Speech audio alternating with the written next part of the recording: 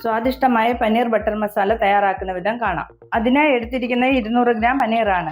ബാക്കി വേണ്ടവ 2 സവാള അരിഞ്ഞത്, 3 തക്കാളി അരിഞ്ഞത്, 2 പച്ചമുളക് അരിഞ്ഞത്, ഒരു ചെറിയ കഷ്ണം ഇഞ്ചി അരിഞ്ഞത്, 5 വെളുത്തുള്ളി അല്ലി, ഒരു കഷ്ണം പട്ട, 5 ഗ്രാമ്പു, 5 ഏലക്ക. വെള്ളത്തിൽ കുതിർത്തെടുത്ത 15 കാഷ്നട്ട്, 3 ടേബിൾ സ്പൂൺ ബട്ടർ, കുറച്ച് മല്ലിയില, കുറച്ച് കസൂരി മെത്തി. പാൻ ചൂടായതിനു ശേഷം 2 ടേബിൾ സ്പൂൺ ബട്ടർ ഇട്ട് കൊടുക്കാം. ബട്ടർ മെൽറ്റ് ആയതിനു ശേഷം ഏലക്ക, ഗ്രാമ്പു, പട്ട എന്നിവ ഇട്ട് കൊടുക്കാം. ഇത് ചെറുതായി ഒന്ന് മൂത്തതിന് ശേഷം സവാള ഇട്ട് കൊടുക്കാം.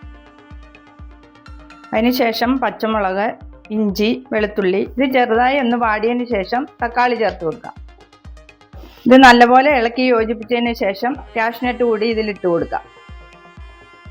പച്ചമണം മാറുന്ന വരെ നന്നായി വഴറ്റുക.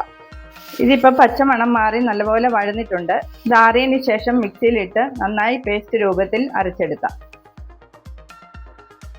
അരക്കപ്പ് വെള്ളം കൂടി ചേർത്ത് അരച്ചെടുക്കാം.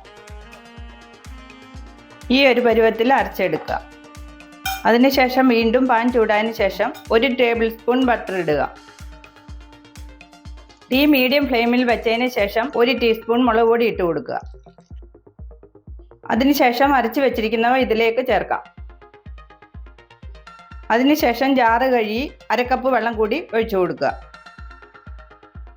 നന്നായി ഇളക്കിയതിന് ശേഷം പനീർ ഇട്ട് കൊടുക്കുക. 1 ടീസ്പൂൺ ഉപ്പ് കൂടി ചേർത്ത് നന്നായി ഇളക്കി യോജിപ്പിക്കുക.